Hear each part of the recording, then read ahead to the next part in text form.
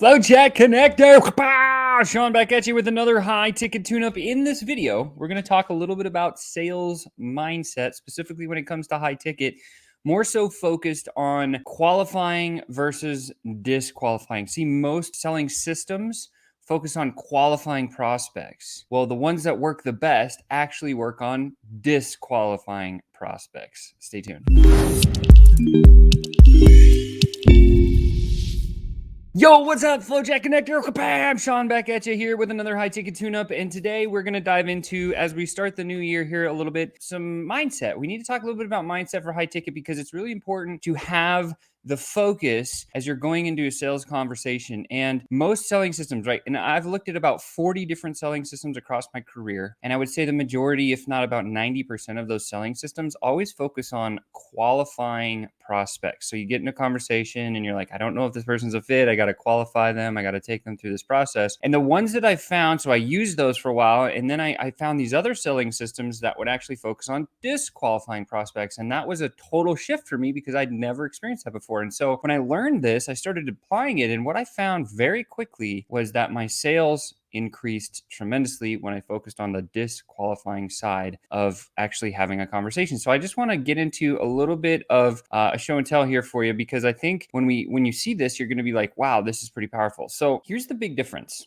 Right? If you're starting a sales conversation and you want to qualify, so on the left-hand side of the screen, you're going to see qualifying where it says need to figure out if you're a fit versus disqualifying someone, you're 100% a fit. And these are the two sentences that I put on one piece of paper when I started testing this method, where I was like, I went into the sales call saying this person, okay, so like, first of all, I would test it. Hey, I don't know if this person's a fit. I need to talk to them and ask them some questions and qualify them to see if they're actually a fit for me. And I would go into the conversation and I'd have this like unsurety feeling and this kind of weird, almost that slimy like sales guy feeling, and it created a different environment for me. So if you're falling into that trap, this one's going to help you out. Very simply, it's just a switch of the mind. Okay, it's like a light switch. You can turn it on, you can turn it off, you can move it left or right or whatever. When you shift to disqualify and you're going into a sales conversation, don't worry, I'm going to give you a two-step method on exactly how to do this in a second. Stay with me to the end. But when you start the sales conversation, if you say this person is a fit, they're going to buy because they're absolutely 100% a fit for me. And it immediately shifted my confidence, my conviction, my purpose of the conversation, and all of these internal shifts, the mindset shifts, created a different energy. And the energy is the thing that the other person on the other end of the conversation, whether it's on the other side of the phone or whether it's on the other side of the Zoom or whatever, they're going to feel the energy. And when they feel that different, convicted, certain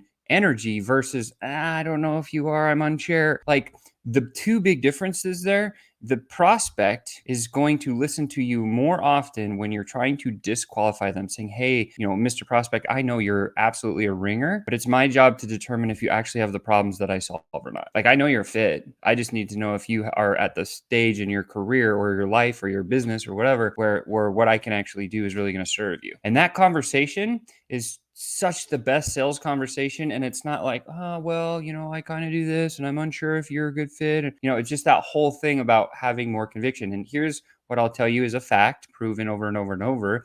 The person with the most confidence and conviction in the room always wins the deal. They will always close the deal. So how do we apply this? Very simple. There's two steps. Step one is like this. You need to figure out the 4 biggest problems your product or service solves. So take a minute, grab a piece of paper right now and sit down there, or even write it in the comments. I'd love to learn about what the 4 problems are that you solve for somebody. So your product or service is a thing, right? And that thing solves a certain set of problems. Take a minute to write out the 4 biggest problems that your product or service solves. Now, when you have those problems, you just reframe them using step 2. So you apply what we call the fish for pain technique, okay? Because you need to hit to the pain points, but we want to go into the call with a disqualifying mentality. And then here's how we do that. We take those 4 biggest problems and we throw them into an acronym that I use that you're welcome to use is WASP, okay?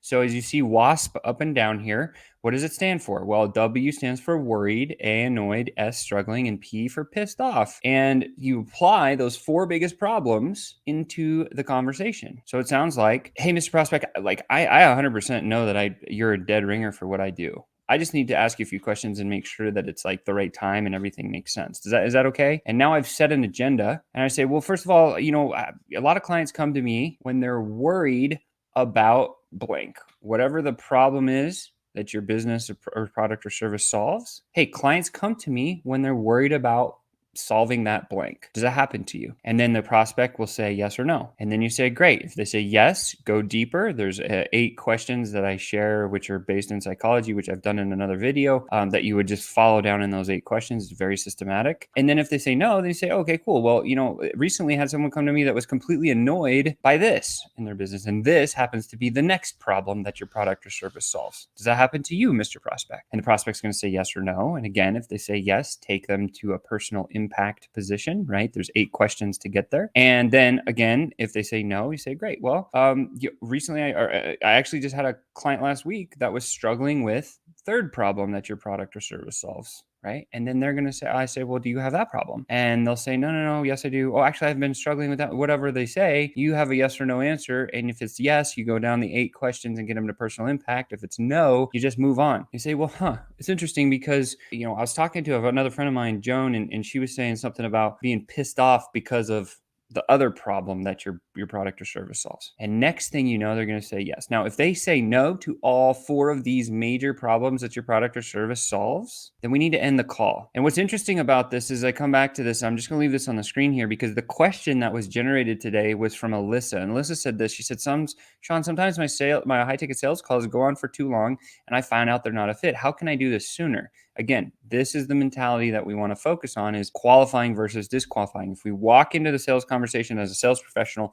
and we have the mentality about, this person's a dead ringer for me, I just got to make sure that they have the problem I actually solve. I'm going to ask a couple of questions and I'll know instantly. You can figure that out in less than about 2.5, 3 minutes. And if you can do that in the early stages of your sales conversation, guess what? You can either decide as the sales pro, you have all the power. You can say, you know what? You don't actually have the problems that I solved, so we should probably talk about something else. Can I get you a referral? What are you doing over here? Maybe we should just stop the conversation and move forward. What's best for you? And the prospect will appreciate that 10,000 times more than you just jabber-jawing about whatever it is that you're jabber-jawing about and just going on and on and on. It doesn't make sense to continue doing that. And so again, Alyssa's question is, how do I stop the call if I know they're not a fit? Use the process. First of all, change your mentality of, I need to qualify this person, to, no, this person's a dead ringer. I'm going to disqualify them by asking 4 questions that I know the problem is that I solve. And when you swap that mindset and you go in and you do this exact thing, figure out the 4 problems your product or service solves,